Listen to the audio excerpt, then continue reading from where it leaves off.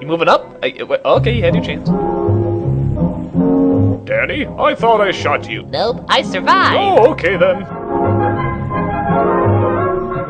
This man may seem like an everyday man, when really, in fact, he is. Sorry, we'll try to bring you something juicier next week.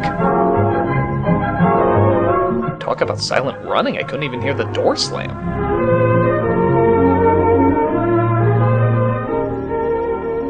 I'm Lieutenant Williams. Hi, Lieutenant a police Williams. officer attached to the Juvenile Division. I'm on my way to Monroe Junior High School to talk to a group of young people. That's my story and I'm sticking to it. That looks innocent enough, doesn't it? Lots of young people hitchhike. Seems like a good way to get from one place to another. It does? But sometimes there are dangers involved that never meet the eye. Dangers that lie in the Twilight Zone. Let's take the case of Jimmy Barnes. No! Jimmy played baseball all afternoon, and he didn't feel like walking home, so he decided to thumb a ride. But that's not the only thing he's going to thumb. If you got that, then you're gay. Ah yes, this is before the invention of parenting. He'd done it 100 times before, and he didn't think anything was unusual when the driver struck up a friendly conversation. In fact, he seemed like a real nice guy. He asked Jimmy if he played baseball in the park often. Jimmy told him they practiced 3 times a week and played a rival group on Friday afternoon. He then asked if he liked gladiator movies. Listener, too, and it only seemed minutes before they pulled up in front of Jimmy's house. Where Jimmy's 2 fathers were waiting. When Jimmy got out, the stranger gave him a friendly pat. I won't say where, though. Again, if you got that, you're gay. Then he told him he'd see him again, as he always drove by the park on his way home. I love watching your ass when you walk. Is that beautiful or what? Jimmy spent many an afternoon confusingly throwing a glove around wishing he had friends. Sure enough, the following day when Jimmy finished playing ball, well, the man was there waiting. Hot damn, I've never been in a convertible before. Really? Well, I guess you're about ready then, aren't you? Let it be known that gay men have a horrible tendency of remaining fabulous. They stopped at a drive-in and the stranger treated him to a Coke. During their conversation, he told several off-color jokes, but Jimmy had heard others before, and, well, it made him feel big to so easily win the confidence of an older person. You hear the one about the black Jewish female Polak who wasn't a human being? It's the 1950s. That's every joke I hear. Yes, little do you know that gays and pedophiles are the exact same thing. The following Saturday, they went fishing together. By now, they were using first names. Ralph said it was more friendly. Thanks a lot, Mr. Gaylord. Please, call me Flaming. You like popsicles? Jimmy hadn't enjoyed himself so much in a long time. Little did he know that the best was yet to come. Then during lunch, Ralph showed him some pornographic pictures. Whoa! Jimmy knew he shouldn't be interested, but, well, he was curious. What Jimmy didn't know was that Ralph was sick. A sickness that was not visible like smallpox. Or dark But skin. no less dangerous and contagious. A sickness of the mind. You see, Ralph was a homosexual. A person who demands an intimate relationship with members of their own sex. We can't stop here. This is backcountry. But by now, Jimmy felt a fondness for Ralph, and they continued to go places together. Ralph was generous and took Jimmy many interesting places and did many nice things for him. He took him to the most horrible hangouts, like the manicures and Mamma Mia. He bought presents and even gave him money. But payments were expected in return. Oh boy. You see, Jimmy hadn't recognized Ralph's approach soon enough. When Ralph first asked Jimmy to go fishing alone, he should have discussed it with his parents or teacher. Ralph now uses his telepathic gay powers to keep Jimmy from leaving. Finally, Jimmy told his parents, and they reported it to the juvenile authorities. Ralph was arrested, and Jimmy was released on probation in the custody of his parents. Don't worry, we'll wash the gay out of you. But all homosexuals are not passive. Some resort to violence, as in the case of Mike Merritt. Mike Merritt, the very name invites douchebaggery. In the heat of competition, no one noticed the man who sat and watched. I think that's the coach. And when the game broke up and the others left, Mike decided to stay and practice a little longer. Wait, is Mike the kid or the predator? Be more specific, movie. I can't judge both of them unfairly. The stranger joined him. He was friendly and, well, it was better than playing alone. He just got done eating kittens and rubbing himself in chicken blood. But after a few shots, Mike realized he had already overstayed his time and suggested he better leave. The stranger told him if he'd like to stay longer, he'd be glad to drive him home when they finished. Sounded great to Mike. Chance to play longer and get a ride home, too. Of course, he had no idea that Chris Hansen's Dateline special was just a phone call away. I play in my talks because I went to the Tommy Wiseau School of Sports. Didn't Sonic Says tell me something about this? When they finished, the stranger told him he'd make a fine player someday if he got lots of practice. Despite his The whiteness. companionship, the praise, the friendly attitude dispelled any misgivings Mike might have had about going with a stranger. He probably never realized until too late that he was riding in the shadow of death. Odd name for a car. But sometime that evening, Mike Merrick traded his life for a newspaper headline. Newsflash, gays, pedophiles, and the devil are all the same. As Denny and Jerry got the papers ready for Jerry's afternoon delivery, they only casually noticed the two boys that raced by in the afternoon traffic, Huh, well that's casual. and they didn't pay much attention to the car that drew up shortly afterwards until the man called them over. Why would he call them that? Either of you ever been in a Turkish prison? Had two boys been by on bicycles? The boys nodded they had. Could they recognize them if they saw them again? Well, Denny guessed he could. Then hop in, the man said. Those are stolen bikes. Dumbass. Jerry watched. He'd been told many times, if a friend got in a car with a stranger, to write down the license number. Or tell him not to get in the Didn't seem to car. apply, but, well, fortunately, he marked it down. Jerry knew something was wrong when Denny called the next day and said he wanted to go floral shopping and watch Gilmore Girls. When he delivered a paper to Denny's house, he asked his mother if they'd caught the boys that had stolen the bicycle. Fuck you talking Denny about? hadn't returned, so he told her the story and gave her the paper with the license number. Well, why didn't he hitchhike like usual? That's the safer method.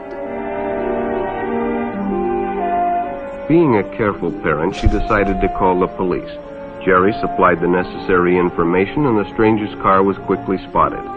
It was a good example of how important it is to always get the license number and description of any stranger who takes a young person off alone, no matter what they tell you. Good thing he happened to be driving into that dead end for no apparent reason. Yeah, I can see why they deleted this from Leave It to Beaver. Public restrooms can often be a hangout for the homosexual. There's a good start of a story. Friends hadn't noticed the man who had been in the restroom when they changed. Beware, boys, Lady beware! suggested they take the shortcut under the pier, but the others preferred to take the more traveled way home. Well, it's better than waiting for that kid from MySpace. Always keep in mind, the homosexuals' feet often have musical accompaniment. I can hear your musically bulbous footsteps. When Bobby recognized the stranger as the man in the restroom, the shortcut under the pier didn't seem like a good idea at all. I'm gonna take the shortcut through the venomous snake pit. I'll get you next time, Bobby. Next time. After all, it's more fun to stay with your friends anyway. Bobby had made a wise decision. It may have saved his life. And even better, kept him straight. The decision is always yours. Hetero or And your hell? whole future may depend on making the right one. So no matter where you meet a stranger, be careful if they are too friendly, if they try to win your confidence too quickly, and if they become overly personal. One never knows when the homosexual is about. Yikes. He may appear normal, and it may be too late when you discover he is mentally ill. Wow. So keep with your group, and don't go off alone with strangers unless you have the permission of your parent or teacher. Now, if you'll excuse me, I have to whip myself for thinking about an episode of Bosom Buddies. Remember, prejudice is wrong unless it's against the right people. You should never question authority. Paranoia is your friend, and anything different is evil. Good night, and enjoy fearing this world, though you'll never understand why.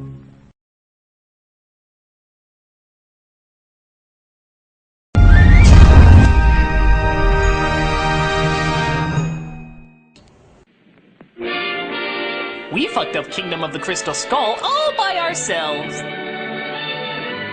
I don't want to read my cartoon. What the hell's wrong with you? Famous Studios, now a subsidiary of Obscure Pictures. This is Spider!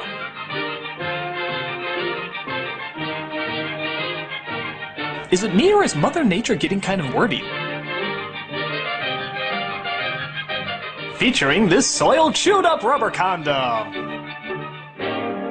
The only good booze I'm gonna see is at the bottom of a Jack Daniels bottle.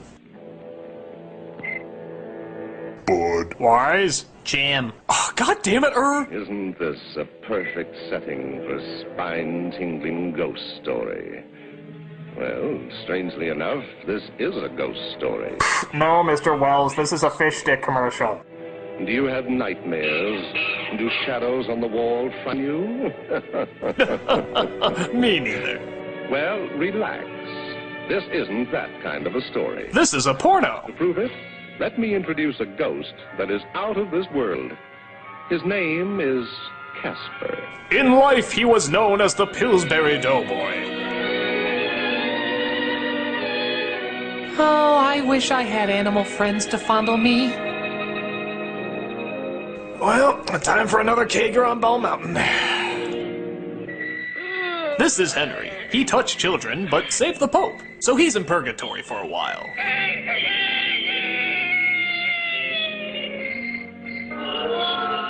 Were all these guys pillowcases before they died? Every night, with the rise of the moon, Casper's neighbors go off on their job of scaring the daylights out of people. His neighbors were Klansmen, you see. Tora! Tora! Tora!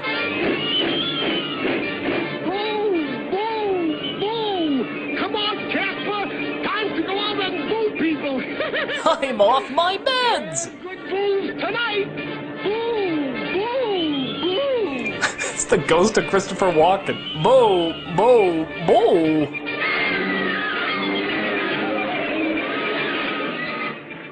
Casper doesn't want to go out and boo people.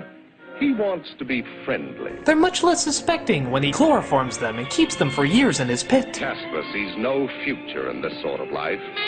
So he decides to go out and make friends. Out of the piles of dung that he found at his local farm. But Casper was hungry first. What's your name? Mom, I was attacked by the Michelin Man splooge! Damn Jehovah's Witnesses, I told them to stay out! I'm Casper.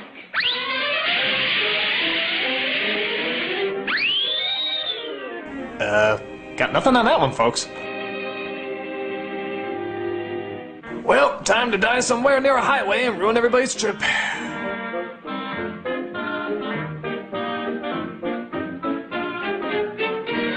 Casper was, unique. Can we be friends? Huh? Ah! The ghost of Curly Joe takes the remains of my chimichanga! Casper tries to wash off the evil of killing that homeless man on the Vegas Strip. Did we forget to show you that scene? Well, it happened. We chose to keep it from you because, remember, it's not that kind of story.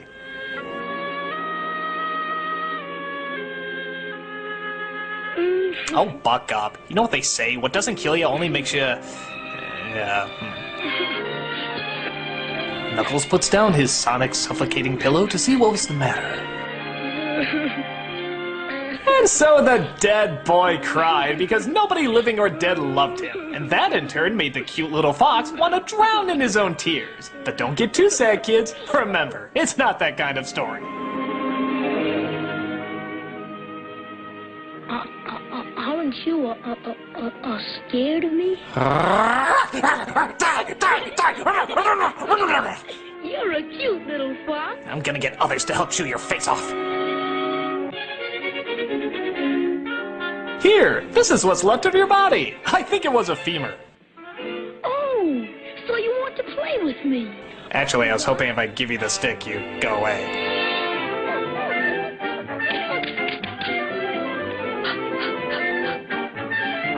Look, as long as Christina Ricci and an unfunny Eric Idle aren't in this, I'm okay.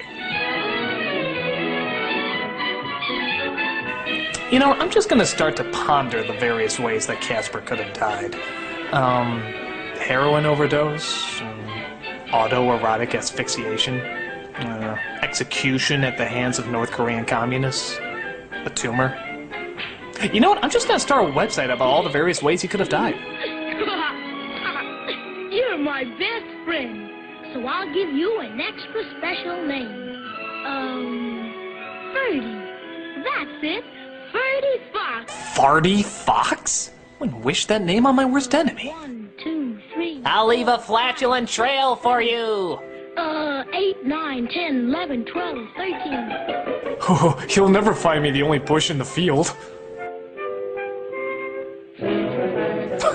Was an army of Valkyries bringing up the rear? What? Lou, hallo? Run, Farty!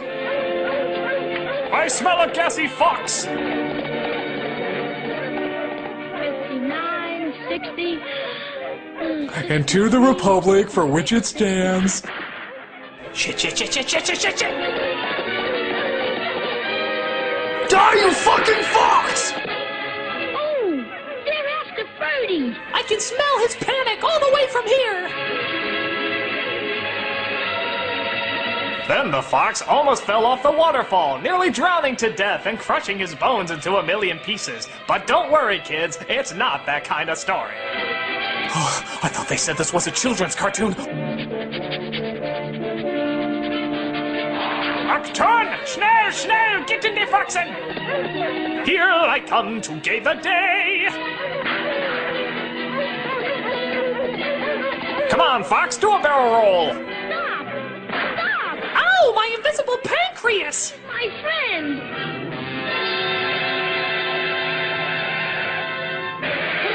A ghost! I thought this wasn't that kind of story! Beep.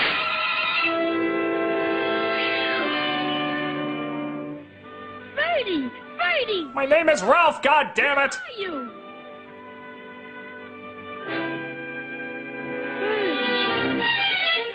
Farty! Ferdy, are you all right? Oh, Ferdy. What have I done? I killed the Ferdy! The only friend I ever had in my whole life. Holy shit, this is like 3 Bambi's moms and 2 old Yellers put together. And so the dead boy buried the dead fox who was mowed down by the hunter's buckshot. But don't worry, kids, it's not that kind of story. Oh, you killed me, Casper! Oh, Ferdy! You're not seriously telling me this is the happy ending. So, Casper and Ferdy lived happily ever after. Join us next time for Casper meets Anne Frank. Don't worry, kids, it's not that kind of story. Good night! Young American Film. Brought to you by Old Canadian Pictures. The Bully, a user's guide. Step 1, find a victim. Step 2, abuse. Step 3, rinse and repeat. Centron, in the 50s, our name will sound all futurific. Please kick. That hurts. Don't do it anymore. Are you gonna be on my side if I let you? That's not a bully, that's a 30-year-old man. Side. Just set me up. I'll do anything you say. Okay, Skipper.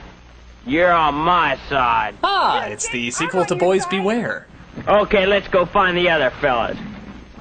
I hope his side comes with a good health plan. I'm prone to bullying. Hi, son. Hi, Fred. Hi, Dr. Nick. God. Where'd you get that? Dad gave it to me for my birthday. All my old man ever gave me was a good licking. Ew. And that's where I got it. Get off, I want to ride it. Oh no, not with the bike. Why? Cannot believe he actually ran off with my vehicle. Did he hurt you, Raymond? No, he didn't hurt me. But gosh, my new bike. If I wasn't a white Urkel, I'd do something. Why doesn't he pick on Fred Smith or somebody his old age? You mean 40? Or are you always running around with him? Oh, I don't know. Are you afraid of him? Who, me? Me afraid of him? Yes. Hey, look, no hands. And no audio either. Oh, my new bike! Stop him before he acts again. It was voted that the class picnic would be held next Friday afternoon. Coming up next on Middle School C-SPAN, the Student Council debates Bill 3246 on tater tots. Thanks, Betty. Now we'll have a report from Fred Smith on the plans for the picnic. Oh, I got plans. Betty and Ginger and I had a meeting over at Ginger's house last Tuesday. And then a threesome. We made a list of things everyone had to bring. Ginger, do you have that list? Yes, I have the list and all the names right here. They may or may not be communists. And everyone can see what to bring. I think we should have lots of copies made and given to everyone in the class. All right. I'll make up a bunch of them. You're the man, so you know. Now, who's going to the picnic? Why, everyone in the class, I suppose. Oh, it's that guy in the audience again. Do we have to include that chick, Alan? If he comes, he'll bring those other boys that he bullies around, and he'll just make trouble. I guess we have to. He is one of the class. And a hermaphrodite. The boys, they don't have to come, do they? Well, if he comes, he'll bring them too. Next issue, the impeachment of Lunch Lady Doris. Hey, look what I got. A draft notice. I'm going to war. Let me see it. Oh, this is nothing. Just something about an old class picnic. Wait a minute. This gives me an idea. Where's this picnic gonna be? Riverside Park. Riverside Park. We can have some fun at this picnic. Well, sure. You always have fun at a picnic. No, that's not what I'm thinking, people. I mean some real fun. Orgies. We can fix this picnic. All we have to do is this. Okay, does everybody know what they're supposed to do? No, we faded to black. We got it. Golly, Chick, I don't think we ought to. You don't think we ought to what? Nothing, Chick, nothing. Well, all right. I don't know how to love him. Golly gee, I don't want to make pipe bombs and be a domestic terrorist, but at least I'm on Chick's side. Say, what kind of a name is Chick anyway?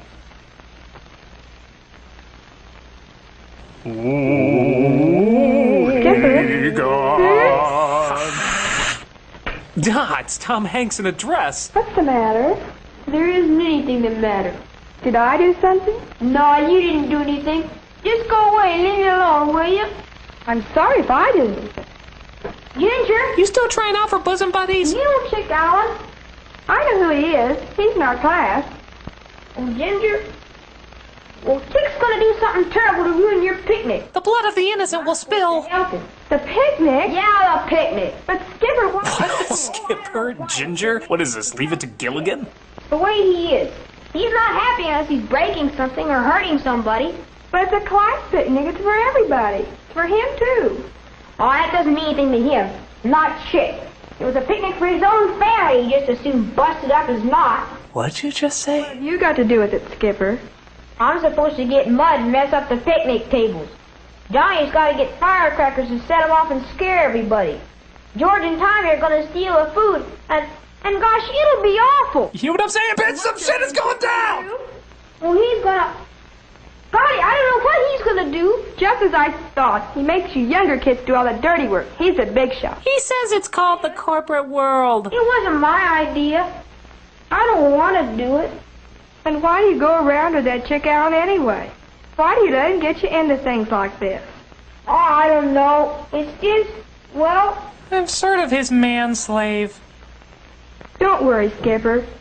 We'll think of some way to take care of Chick Allen. I know a guy. He does good work. You just hang on. I can't tell you how I found out, but I did, and it's terrible. They're going to put mud on the picnic tables and light big firecrackers. Death from above! Steal the food. There won't be any picnic left when they get through. What are we going to do? I know what I'm going to do. Legislate! I'm going to go over and dust that Chick Allen in the nose. That's what I'm going to do. I'm going to. Let's go get him. Sure. Wait, nothing. I'm going to go get him right now. Let's go. Let me tell you something. If we all go after Chick now, he won't have to break up the picnic. He'll have had his fun just seeing how mad he made it. I say we kill him. Now listen. What we got to do is simple. All we got to do is to get the other kids... Here's what we need. We'll need a cigar, a donkey, and a British telephone. Skip? Yeah? I don't think we ought to do it. Do you? Oh, I don't know. So shut up and finish your sniper rifle. Oh, I didn't say that. No, but... Raymond, can you keep a secret? Well, sure. Promise you won't tell. Well, sure. Everything's gonna be all right. We've contracted a hit. Everything's gonna be all right. The other kids know what Chick's planning for us to do at the picnic. Oh my gosh, they'll kill us. No, they won't. It's gonna be all right. But Skip, I don't see how. Look, Whoa. you just do what Chick tells you to. But I don't see how it's gonna be all right, Raymond. It's gonna be all right. Don't you break on me, Raymond! Don't you break on me! You woke up this morning. You got yourself a gun. Okay, you guys all know what you're gonna do. Billy, you got those firecrackers? Tommy, is that bucket of mud ready? Yeah, Chick, it's ready. Okay, let's splash this mud on these tables. Now here's how we're gonna do it. The minute the class gets off the bus, you light those firecrackers. And when the bus stops and everybody gets out and comes running to see if the noise is, the rest of you guys jump in the bus and make off with the food. Then we'll run over there in the woods and watch the fun. This ought to be pretty good. All right, now, let's get to work. Let's mess this place up a little. I'm gonna call Jimmy. He's gonna open fire in the clock tower once the fireworks start. Mentos, the douche maker. My gosh, Chick, I'm getting tired of waiting. I'm getting hungry, too. Oh, shut up. They'll be here in a little while. But what if they don't come? They'll come, all right. If I know anything about the workings of a bicameral legislative system, They'll show. Well, here comes someone anyway.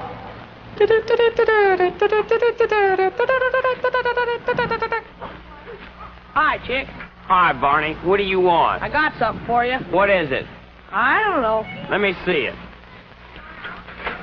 Dear Marty, trapped in 1885. Do not attempt to find me. All right, you boys. We're going to Clinton Park. But hey!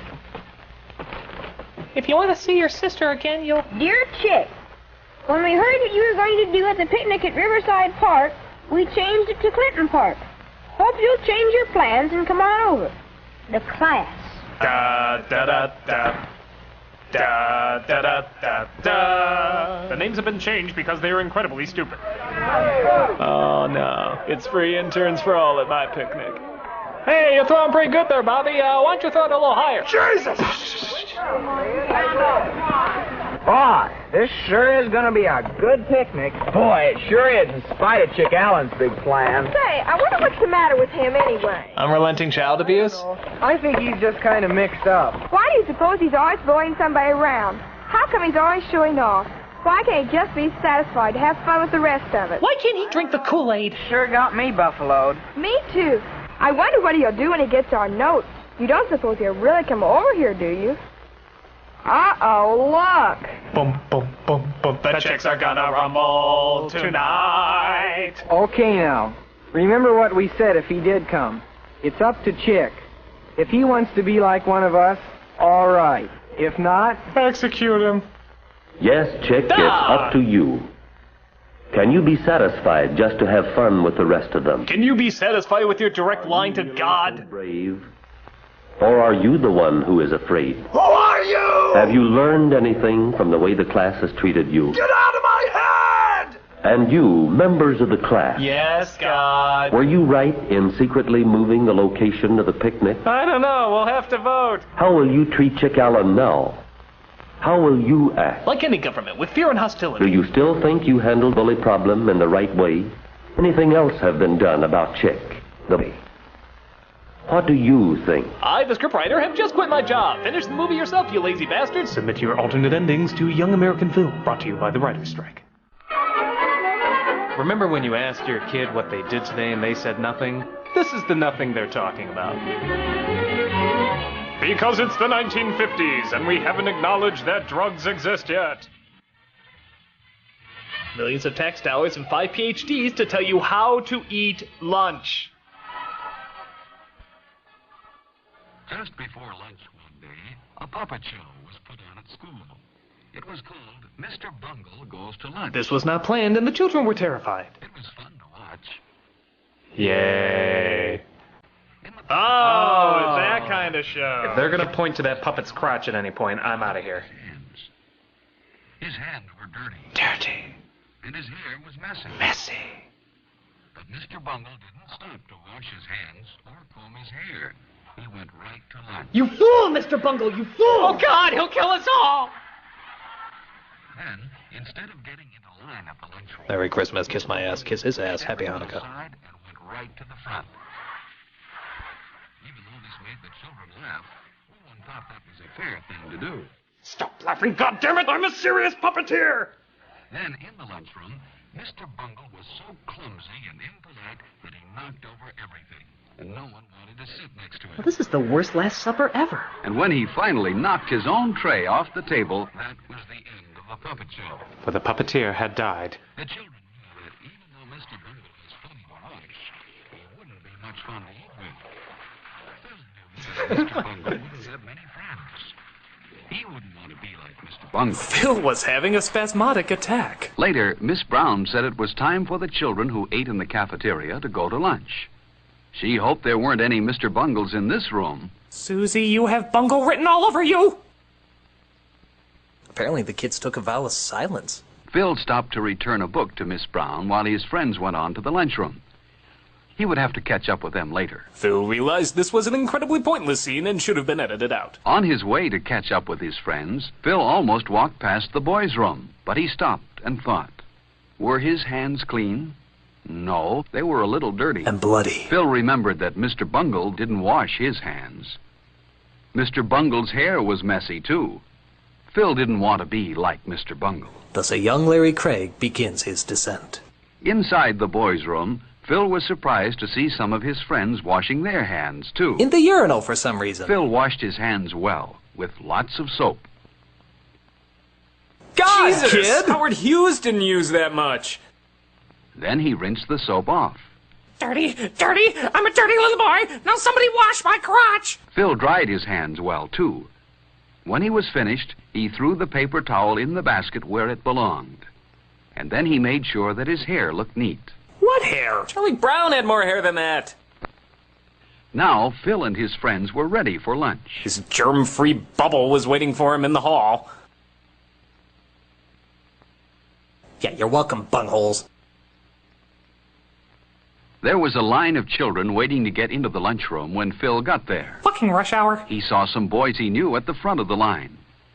They waved for him to go up to the front with them. The guard's not looking. Do it. Do it now. But Phil didn't want to break into line as Mr. Bungle did. Thou shalt not bungle. So Phil went to the end. That was the fair thing to do. He would see his other friends inside the lunchroom. If I don't starve first. The line moved very fast, and soon Phil was inside. First he picked up his tray. And? God, the suspense is killing me! Will he ever get his lunch? Then he got his silverware. He put his knife, fork, and spoon neatly on the tray. That's just OCD. And then he slid his tray along. He began with his left foot, then his right foot, then his left foot, then his right foot. He always enjoyed looking at the good food in the cafeteria. It tasted good, and was good for him, too. He lost his taste buds in the war. Instead of having a sandwich today, Phil decided to take the hot lunch. Which was cold because he didn't cut in line. Phil took some bread and butter, too. And he knew what else he wanted. Hey now! Milk. Ooh la la! But Alice took the last carton on the tray. Milk-scrounging whore. Maybe there was more milk. So he said, "May I please have some milk?" Jawohl. Yeah, it's just what I want to do is get you some milk while I throw a pile of mashed potatoes in your face. That's got dairy in it. God damn it. Yes, there was more milk. Rejoice?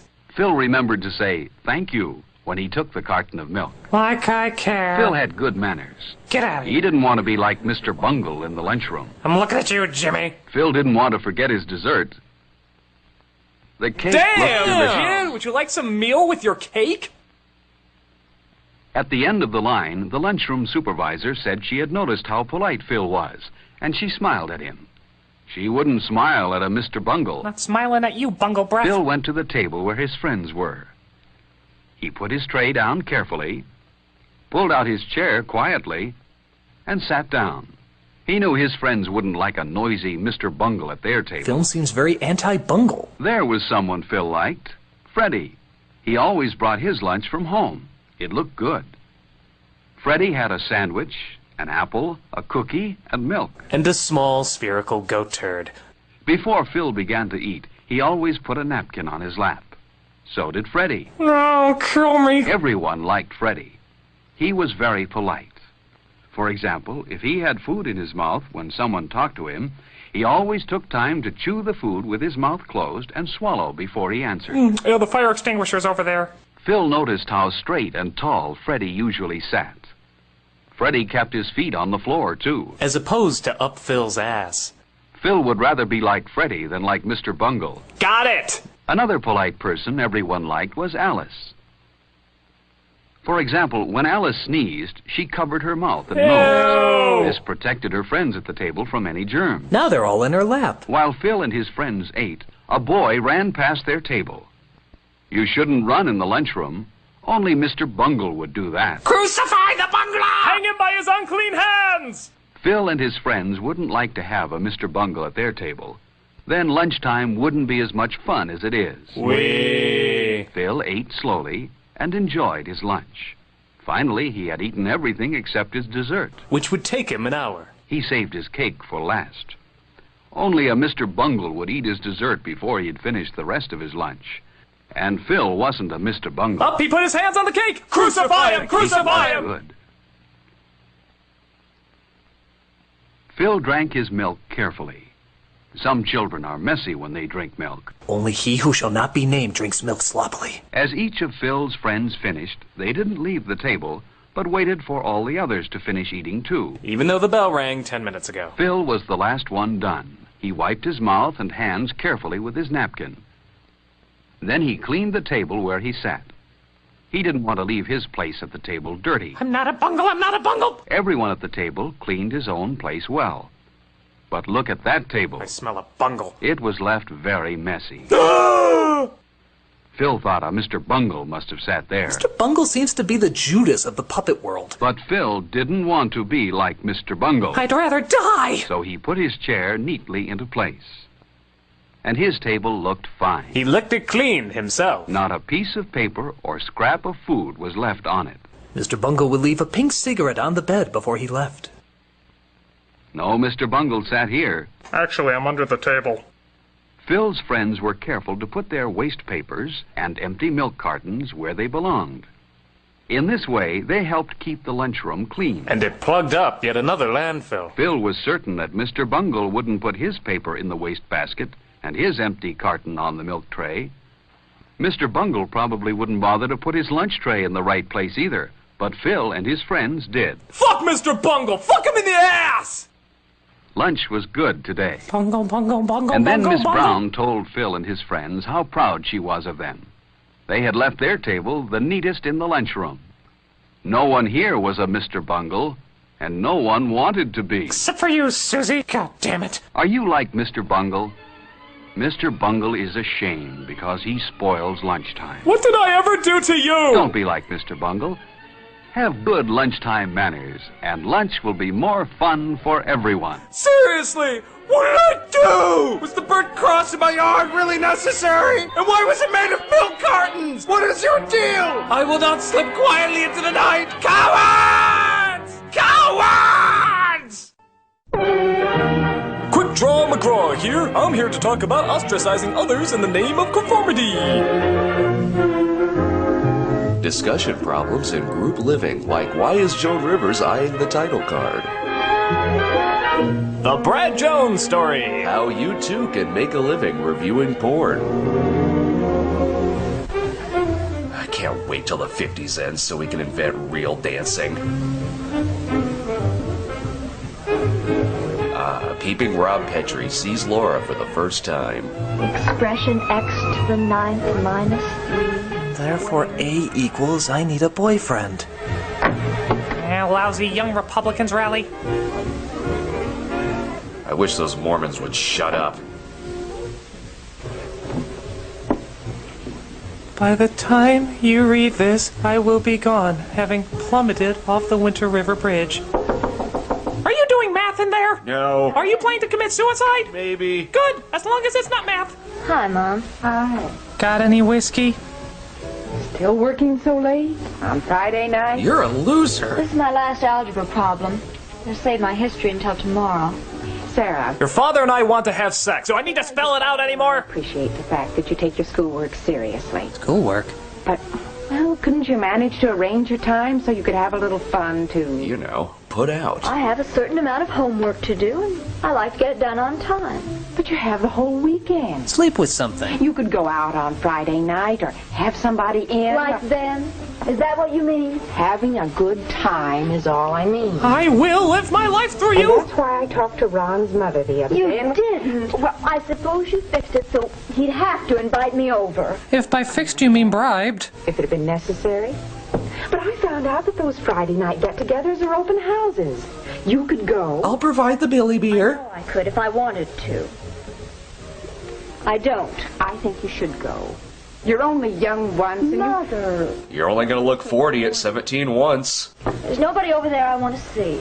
There'll be algebra there. Lots of algebra. I think I better finish my algebra. Just remember, X equals lonely old cat lady. we'll talk about this some other time. Oh, and you know what? Nah, I got nothing. Dear Mr. Disney, I think Cubby may have touched me inappropriately. Please alert the other Mouseketeers. P.S. I think Donald is a Nazi.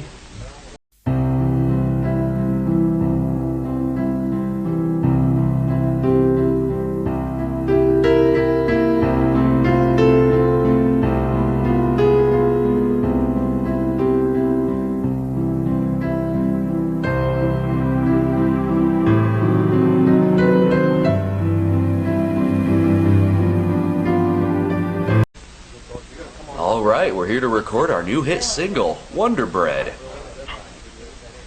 Why do they have an entire wall made out of Rubik's Cubes? Okay, Ron, thanks. Hey, maybe we could find out what's going on inside the building. Your friends are certainly a nice bunch, Ron. Yeah, they're the greatest. Whoever they were. Do you suppose they'd like to help you do something really nice? What do you mean, Mom? Well, how about being more friendly to Sarah Inman? Sarah Inman? Oh, Mom, she's a whore. Dear, I mean it.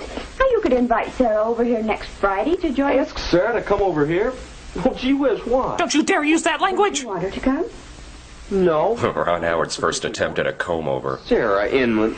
Now, Ron, you know we've always said that all of your friends are welcome here at any time. Except the darkies. No, Mom, but...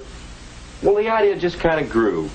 We've got a large game room, well-stocked refrigerator, and lots of good records. Plenty of booze. Yeah, I've been meaning to ask you about that. Where is all my booze? Nobody needed to be asked, but Sarah never came. She's too high hat for that. She wants a special invitation, and if she gets it, it'll be just one more reason for her to think she's done everybody else. Now, look here, Ron. Years ago, when you had rheumatic fever, don't you remember who it was who came over here every day and read to you by the hour? 'Cause I don't. Sure, Mom, but she's changed since then. Oh, no, Ron, I don't think she's really changed. She's still flat. Why don't you give her a chance? Well, No. she was good to me once. Hey now! Now she's experienced. I guess I can ask her to honor us with her presence. Let me move my bong here. I'll call her tomorrow. Thanks, son. Now, about your genital warts. Mom! You know, growing up brings different problems to different people. And some, well, they just don't quite bring it off without falling down somewhere. Sometimes you don't feel your freshest. If you ask me, where Sarah fell down was when she went into junior high. Of course, she had a penis When then. she was in grade school, she was swell. She made good grades and had lots of friends. But when she started going to junior high with lots of other sharp kids, She was less she swell. a big wheel. Now she's in senior high, and There's no swellness about her at all. It seems, well, you know, it sounds like she needs a friend. you're nominating me. I will not accept my mother's nomination. She may cut me dead.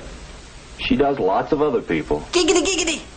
And I don't think she cares at all. I think she's a, dare I say it, snob. Get a hold of yourself! There are no snobs! They don't exist, you hear me? Her Highness has a new sweater. Ooh, it's luscious. You've got to hand it to Sarah. She certainly has good taste.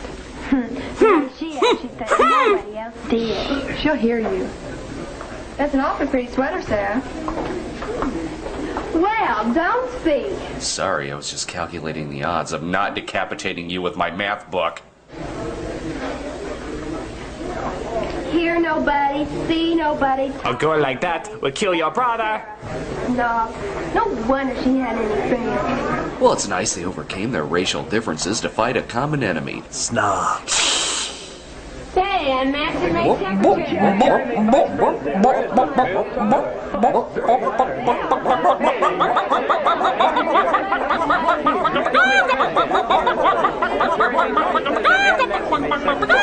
What's all the excitement? Oh, it's the results of the election for next year's student council officer. Bill Tyler made president. I voted for Hubert Humphrey. I suppose you don't think Bill's the best man for the job? I like Ike. Oh, that girl. She's just sore because we picked Bill's design for the yearbook cover instead of hers. Well, it was a swastika. I can't believe they didn't like my Tibetan good luck symbol. I know you shoot us all out of the kitchen, but I don't mind drying dishes. Even though I don't have tits to do it with. Besides, I wanted to talk to you, Pumpkin. Man, even I'm jealous of this guy's voice. You're so quiet during dinner. Something's bothering you. Care to cry on my shoulder? You're a chick. That's all you do, right? Cry about? Not one little thing? There are lots of little things we could talk about. You know, like the bomb. But it wouldn't do any good. We have duck and cover, and that's all we need. I'm waiting. Where's my dinner? Oh, all right. I'm Prager's. You'll think I'm silly. I actually sort of like the ending to Lost. Spit it out, thing that's not my son. Well, this morning, when I came to class, I was worried about the history test first period. You had your first period? What? I was going over it in my mind, and somebody spoke to me. Nancy Yeager. Yeager. That's what the meal was I missing. didn't hear what she said, but she looked at me as if she just hated me. I was also groped by a teacher, but that was nothing. Well, maybe you could... I worked hard on the history test, but I flubbed it. Well, maybe you could... I know there are lots of people here that don't study half as hard as I do. Perhaps you They come off with the A's. Good talk, honey. I'm smarter than they are. I know I am. Yes, but they're not washing the paper plates. There. Last week, I worked just hours and hours on a design for the yearbook cover. Oh, God, you went with the swastika, didn't you? Tyler handed in just a blotchy sketch. I couldn't see anything to it. Just a yellow face that said, "Have a nice day." His design is going to be on the yearbook cover. It isn't fair. Fair! This afternoon, Ron from next door called and invited me over Friday night. That bastard! I had to say yes because Mother's been pressuring me, but I don't want to go. All the kids that get by on apple polishing will be there too, and I don't like them. Pumpkin. Your dessert needs more pumpkin. I'm sorry you don't like so many people. But shut up. Friends are important in this world. You should encourage others to make good and not dislike them for it. Now, have you thought about getting some real problems? I think maybe your mother's right. I think you should go to Ron's get-together this Friday. Try to like people for whatever they are. 'Cause that's what the 50s did best. Tolerance. That's all the dishes. I can clean out the sink. I have no daughter. Okay, Pumpkin. Just one more question. Why are you washing the dishes before we eat? All these people you don't like, aren't they happier than you are? Yeah, but that's because I'm not usually with them. Aren't they happier than you are? Yeah, I heard you the first time, Dad. Aren't they happier than you are? Will you stop shouting from the bathroom? I can hear you from here. Meanwhile, the exact same party at the exact same house with the exact same dance steps is taking place at the exact same time. I don't know. I don't think it's wide enough. Not for you. First choice goes to our new president. Who wants a butternut and Lucky Strike sandwich? Look at them, playing up to it. Look at him with his 18-year-old bald spot. Yeah, I can see this is the party for the adults. Where's the party for the kids? Makes me sick. I'm just as good as he is. No, I'm better. He'll get no playing up from me. I'm gonna give him the staring of a lifetime! To the Eisenhower! When are they gonna invent alcohol? Whoa, I think this Mountain Dew is starting to kick in. Well, I'm swelled. Boy, I didn't know which was gonna wear out first, me or the music. I think your hair is the first to give out. A chick ignoring me? Let's see what these Skittles have to say about that. Hey, how about it? You want to dance? I'd rather not. Well, you want to sit and talk then? I'd rather not. Not with you. It's because my hair looks like a skunk, isn't it? I'm sorry, I didn't mean to make you mad. I'm gonna go sit on a bench and eat chocolates. Are you satisfied? A concerned Paul Lynde comes to help out. What are you talking about? You really froze him out, didn't you? He's as stiff as an icicle. Well, I think you did want to dance. You wanted to dance, all right, but you just couldn't pass up the chance to be a snob. That is my word! Snob, snob, snob, snob, snob, snob, snob. Thus began her fascination with Bruno Mattei movies. Sir, come back. I can't. He said the S word! What's the matter? Can I do anything? No. It's okay. My favorite movie is Caligula 2. Oh, no. They're so mean and hateful. Why is it so mean? I understand anybody who isn't one of their gang and doesn't do all the silly things they do. They don't understand. Maybe if I mind meld with this tree. Isn't there something I could... The snob, hurting everyone, herself, her parents, her friends, other people. What makes Sarah act the way she does? Education and wanting to learn. For some lack she feels in herself? Or was she just born independent? Can a friend like Ron help her in any way? He could assist her with her suicide. Is the group justified? Has he gotten the second base yet? Shh. Has he taken her bra off yet? Shh. What do you think? As usual, we presented to be continued that will not be continued. Today's logical equation, ladies, thinking equals snobby. Well, can't I act just a little... You're a snob! Okay. Young America Films presents a Chocolate Eagle production. Oh, they already rated this film. It's 2 stars. The John Kerry Story. Centron, bringing you silhouettes of happier families than yours. And now, I'm sure you're all interested in the results of our class selection. Not even a little. The votes have all been counted, and the new president of our senior class is Ray Medford. Allow me to teleport into place. Hey, I appreciate this honor you've given me. Take your top off! And I only hope I can do as well. Say, that Ray Medford sure is a swell guy. I'll say. Just look at all the things he's done. I'm talking. And you can rest assured I'll do my best to be a good president of the finest class Lincoln High has ever had. Oh, not including the class of 37. We're not fit to tote their chops. Congratulations, Ray. Thanks a lot, Dick. What'd you call me? Both could have been elected. Oh, that's all right. If you need any help on special committees or anything, just give me a call. Sure will, Dick. Yeah, son of a... There goes what I call a good loser. He's lost everything he's ever competed at. What a pro. Okay, I gotta go. Okay, security, help! And then Edward kissed Bella and... oh, shit.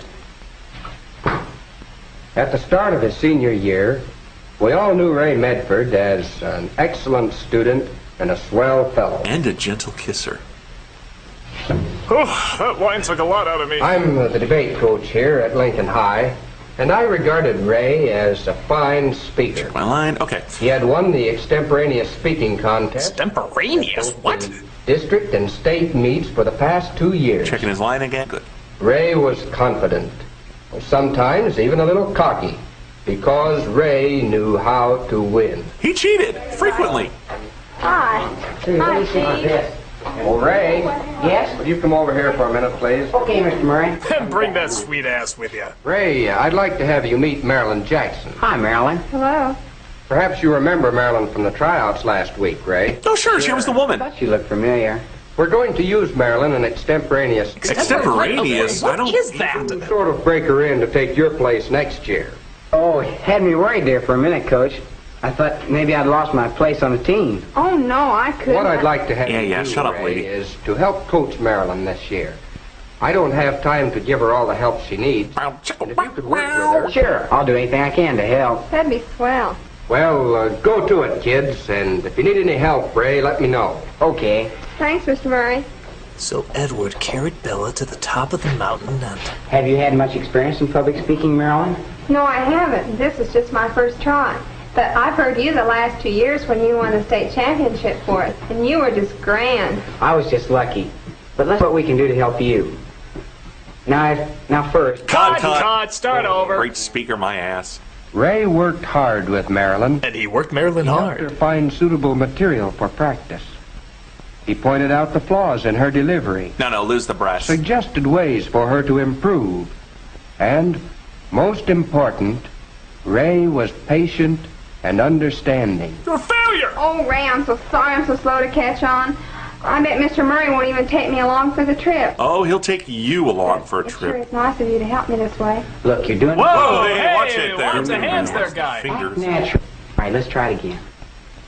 Ray and Marilyn both worked hard at the job of getting Marilyn ready for competition. Even though it was a lost cause. And as time went by, Marilyn improved steadily. It stinks. With Ray always helping, always encouraging, always urging her to do better. Do better, goddammit, do better! Then came the big day of the district tournament at Lincoln High. This tournament's just kind of like old times, you wouldn't it, Ray? Boy, I don't know. Looks like pretty rough competition this year. How about you, Marilyn? You ready to knock 'em dead? Scared as I am. Oh, wait, I don't know if I'll even be able to stand up. Did she just turn into olive oil? What if I start to speak and no sound comes out? No sound comes out. That's okay. You just do what I told you and you'll come out all right. All right, Coach. But I doubt if I get very far in such high-level competition as this. You wait and see. Just remember, if you're nervous, I'm imagining you in your underwear. Our team had done remarkably well in the morning, and feelings were running high when the extemporaneous... What is with that word? Does it mean good? Does it mean bad? What? When his turn came, Ray, as always, was sure of himself and spoke in the crisp, smooth manner that always brought approving smiles to the faces of the judges. We approve. Ray was carrying the banner of Lincoln High to another championship. Marilyn was the last speaker. At first, she had a bad case of stage fright and seemed a little shy. I think we should do things faster. The more she talked, the more confident she became. All right, listen up, you bastards. Marilyn was doing all right. Dance, puppet, dance. And the judges? Well, Marilyn had impressed them too. We're impressed. After their conference, in which they weighed the merits of the contestants, the judges announced the results. Third place in the extemporaneous speaking... Folks, we don't have the energy to make another extemporaneous joke. Just use your imaginations.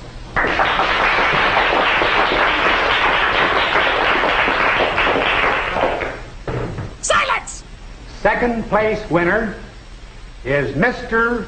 Ray Medford. Oh, better luck next time, Mayor. Wait, what? And now for the obvious twist. First place in the extemporaneous speaking contest goes to Miss Marilyn Jackson. I guess it was her stage fright and nervous flaws that won them over. Thanks. This is a great day for men feeling sorry for women. Excuse me, I'm denying you 3 times. Gosh, Ray, I'm sorry. I don't know why they picked me, but I want you to know that I realized that it was your help that made it possible for me to win. That's what pisses me off! Yeah, sure. Marilyn had won fair and square. Yeah, you hear that? Even the narrator thinks I won. When she saw the resentment in Ray's eyes, I'm sure she would rather have lost. No, she liked winning. As for Ray, well, losing was a new experience for him. But one he'd become very familiar with. And I wasn't quite sure just how it would affect him. Hi, Ray. So I lost to a girl. Get off my back! Well, there's a champ. Dad, I didn't... Lincoln didn't have much competition this year, eh? But, Dad, I... Yes, sir. As I was telling the boys down at the office... Winner, pressure, winner, pressure. He's a cinch to win a third. Dad, I didn't win. Huh, I have no son. You what? I lost. Why, son, You've won the district title for the last 2 years straight. At least it wasn't to a woman. Did the judge... Marilyn Jackson won. That's hilarious! Wait till the guys hear about this! The girl you've been coaching? Well, well. Marilyn Jackson, eh? Well, what do you know about that? Son, I am demoting you to daughter. Hello, Ray. How'd it go? He lost. Oh, well, we'll have to lose sometime. You've had your share of winning. He lost to Marilyn Jackson. Pussy! She's a little girl Ray's been getting ready to take his place. Looks to me like she got ready a little too soon, son. Loser. Well, that fixed everything. Frank, you shouldn't tease him about it. Yeah, it's all right, Mary. He knows I was only kidding him. Oh, okay then. Fella's got to lose once in a while. He seemed to be taking it pretty hard. Oh! That doesn't mean a thing. Ray's always been a good winner, and he'll be a good loser, too. I hope so. Back to the Kaiser. Wasn't that a wonderful speech Marilyn gave you? Yes, and did you see that look on Ray's face when she got that trophy? Let's go burn our bras. This is the watershed moment. Hi, girl. Say, Marilyn, you really surprised us. Why, now that you're district champ, your first year, why, who knows? You might be able to go ahead and win the state title for 3 years like Ray tried to do. You could achieve where he failed. I don't think I Well, could. why not? You beat Ray, didn't you? We didn't figure you could do that either. Say, Marilyn, how did Ray take it? We slapped our coach and hailed a cab. Fine, I guess. But look, you know I couldn't have won if Ray hadn't helped me. Here he comes. I'm walking on sunshine. Oh, it's you.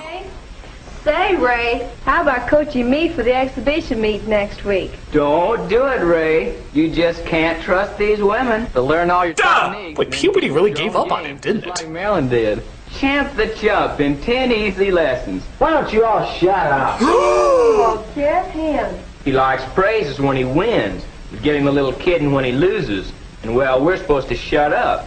Oh, I don't think you should tease him about it. He's won lots of times. Maybe that's... Stop cutting to him. Used to being a winner. He's never learned how to be a good loser.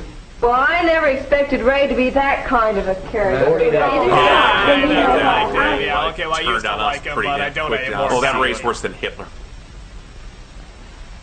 Ray, I'm sorry I got you into all this. I'll bet you are.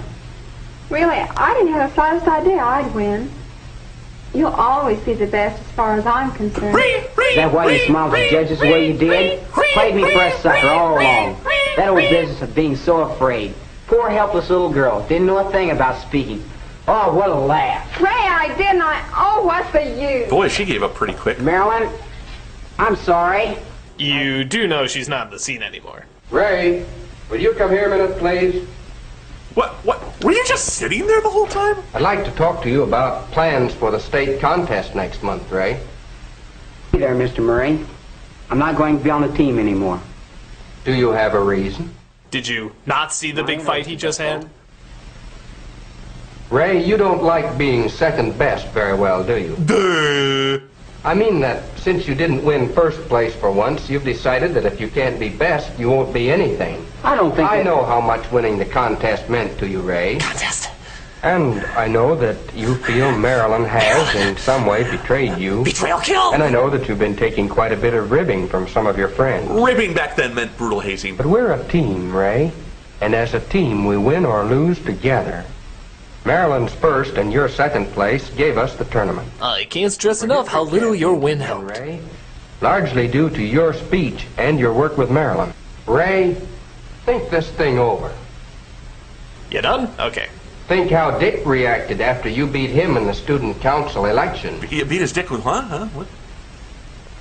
Stop looking at your lines! Don't you have cue cards? Think, Ray.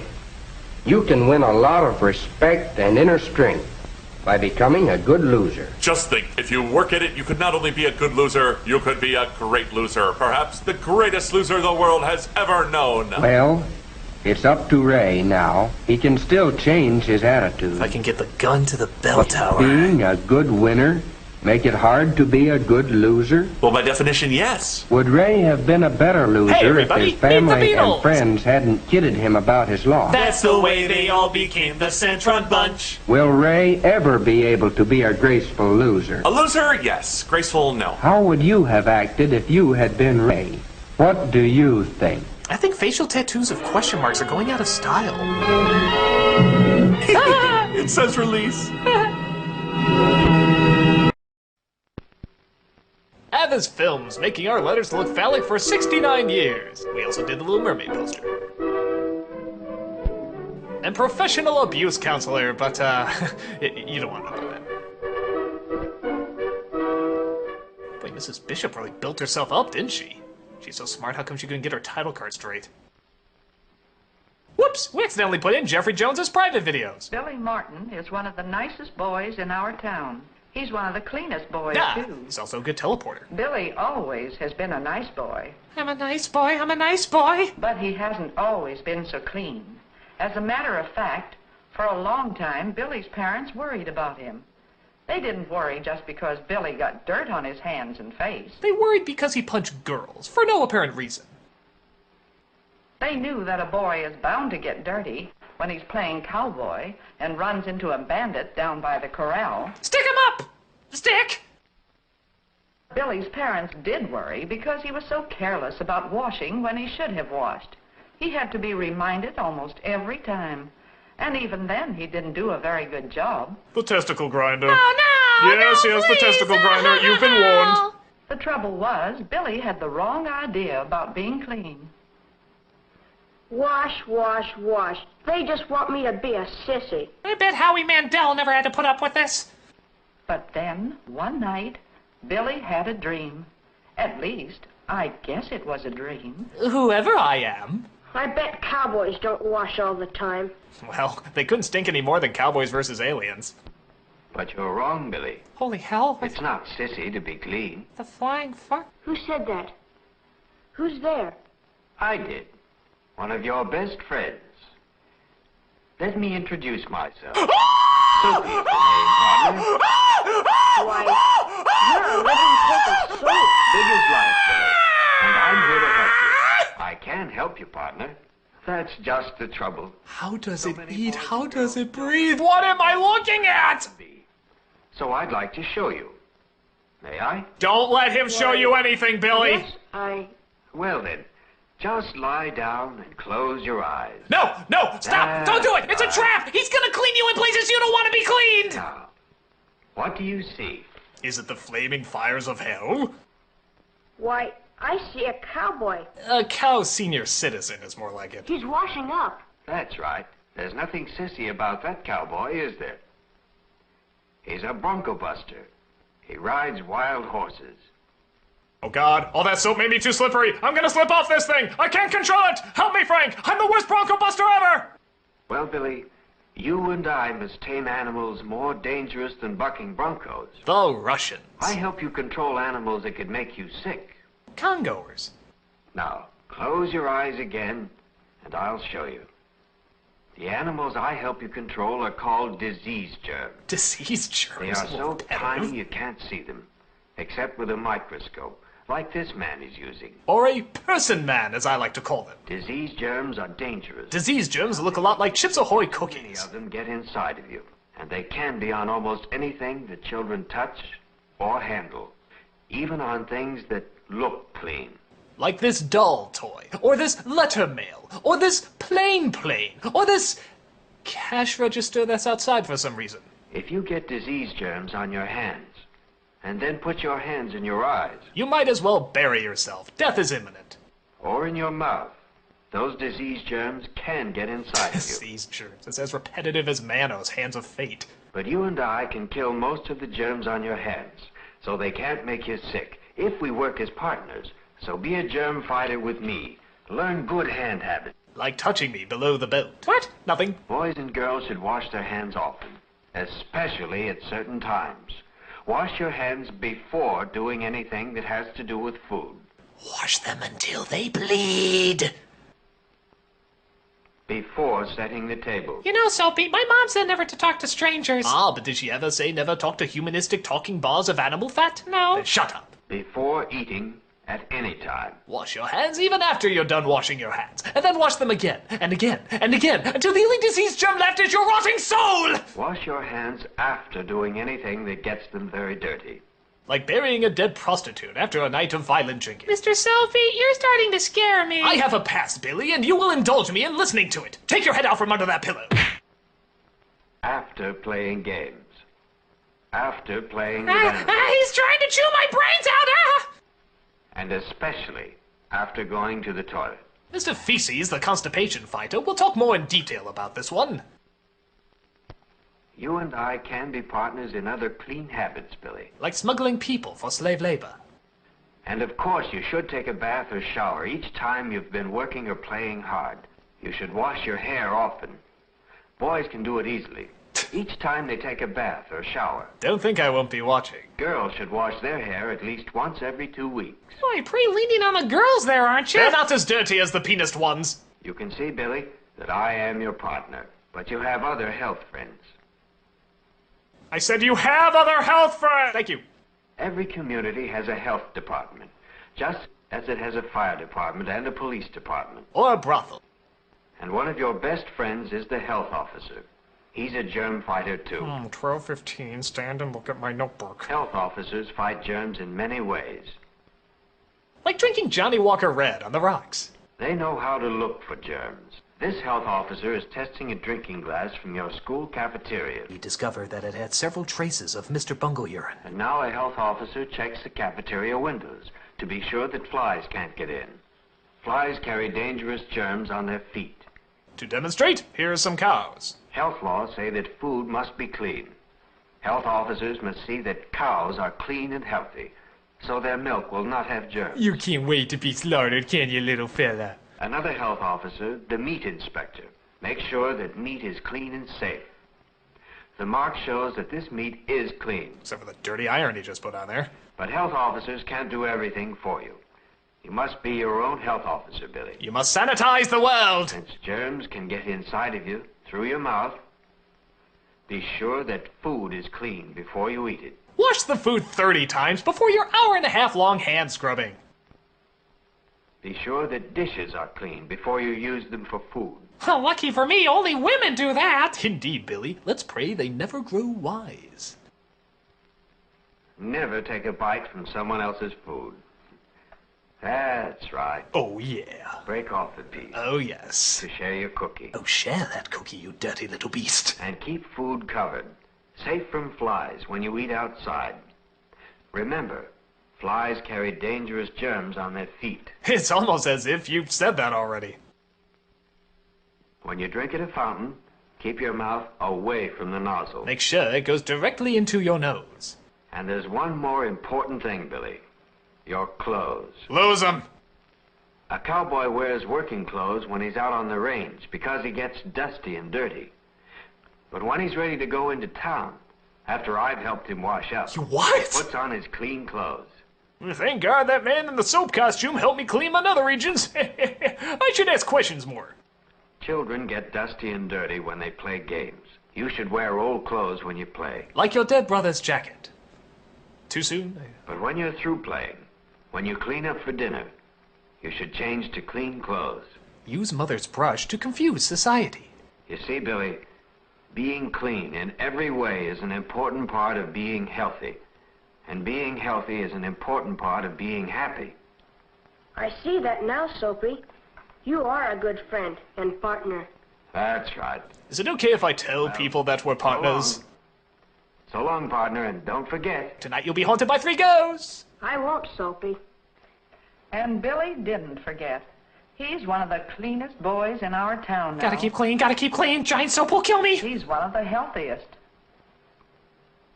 And certainly, he's one of the happiest. Oh, God. Is there a therapist for soap-related trauma in the audience? Approved by Sam the Eagle.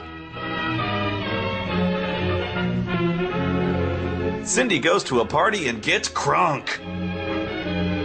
Well, this is a much more pleasant follow-up to their last movie, Cindy Gets Violent Bowel Surgery. Centron, the company that makes videos showing you how to behave at a party and how to deal with the STD you get at the party. Cindy! Come on in, Cindy! Okay, Mom, clearly in a studio. Tomorrow? I'm going to Mary's party tomorrow, aren't you? A party? Why, I didn't even... ... No, I don't like parties. I never have any fun at parties. I was kind of hoping you'd go. Parties are more fun when all your friends are there. Cindy! Well, I better go. I'll hear my mom calling. Stupid little Mary, stupid Mary, little goddamn party, stupid little bitch, little show, little color, this label, and the... This is an interesting prequel to Carrie. The end! Mother, why do you suppose Mary didn't invite me to her party? Who said you could talk? You didn't get an invitation? Maybe they thought I wouldn't want to go to a party. They probably thought I wouldn't know how to act. Hey, now. Frau Blucher! You'll get an invitation to the party. There's just been some mix-up. Her mom is a racerhead. Oh, it's not important anyhow. Good night, Mother. Good night, Cindy. I'm off to drunk dial your father to see why he hasn't taken you yet.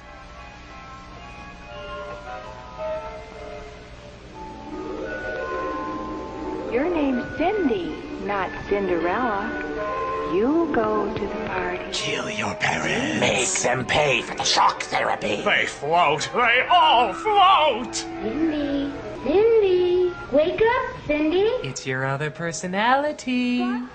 Who's there? I don't see anybody. Of course you didn't. Jesus! I'm not just anybody. I'm your fairy godmother. From hell. Sure.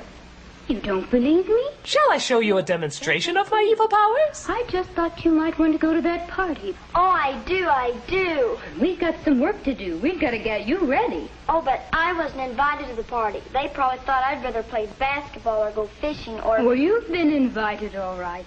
I've seen to that. I made Mary crawl. But you mustn't tell anyone. Not even Dennis? Well, maybe we'd better tell Dennis. Whoever that I have is. a feeling he's going to need my help, too. But hurry up or you'll be late. But the party isn't until this afternoon. Satan, my dark lord, I command thee! It is this afternoon. Now hurry up, out of bed. Oh, what a mess. You need rubber sheets. That's why I have the magic wand. Ready? The devil transform us! Oh, but this isn't my very best dress. It's not slutty enough. You're not going to the party to show off your clothes. But you should be Hey! clean and neat when you go to the party. Truly you are a god. Hurry now, we don't want to be late. Ready? Here we go to Mary. Dominusi Peconos! Here we are. Oh, I hope everyone is already here. I'd hate to be the first one. I don't blame you. No one likes to sit and wait for a party to start. And a party can't really get going until everyone arrives. Bringing their pipes. So whenever you go to a party, Cindy, always Cthulhu Vertangen! be on time. And when the clock says it's time to go home, Bother we summon! be sure to leave on time. That's important. Will my clothes turn like Cinderella? Oh, no. But you can Zamir, is Bjork looking creepier? Yeah. so that everyone gets tired and bored. Come on, Janet. Oh, look, here come some of the others now. Tell no one of my presence. In here at the same time. Where'd you go? Hi, Cindy. Who are you talking to? Oh, no, and I was just thinking out loud, I guess. Hi, Janet. Hi,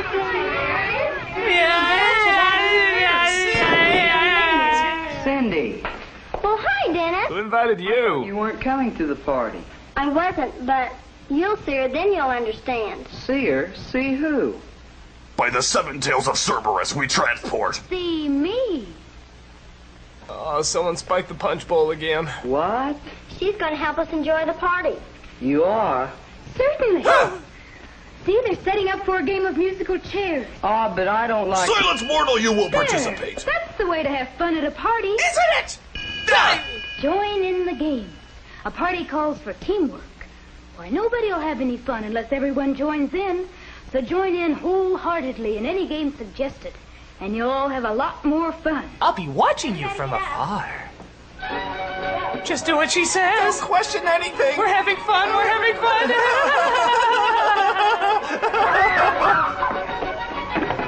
Oh, that's 20 minutes in the Cerberus pit. Who Remember now. The blood of virgins makes me strong. Oh, I mean that. Don't be too noisy or rough. And don't break things. Gee, thanks. Yeah, and you lost your chair, too. You're out of the game. Go home! You get for bumping into things. Oh, she's only kidding. I know, but... Is she obsessed with the written word? What? Fun of others. Not even your very best friends. They might not understand. Being funny is If you cancerous. were serious, their feelings would be hurt. And then neither of you would have any fun. Now, would you? All right, Fairy Godmother. Uh-oh, the music's starting. What do I do? Why, just what you have been doing. Sit in the corner and shut up. Obey the rules of the game and Next slide, please. be a good loser. Bye now. Get away from me. Stand up. Come on, Cindy. Come on, Cindy, come on. I never understood why they took musical chairs out of the Olympics. They got golf in there. I'd watch. No, you beat me. It's a tie. Hey, that was fun. Actually, you won. Sure she did. But here, Cindy, you show him what I whispered in your ear. Just as I sat down in the chair, she said, Cross me and die. be a good winner. Give me that. And she was. See how much fun it is when you join in the games in the right ways? I just hope I can remember the right ways you've shown us. That's easy. Just remember your manners. Oh, she's the fucking PowerPoint fairy. Above all, be considerate of others. So have fun together. Come on, you guys. We've got another game. Have fun! Let's go. What game is this? Blow the potato across the room? Your time is running out, children. Oh, and now they're playing point and mock at people.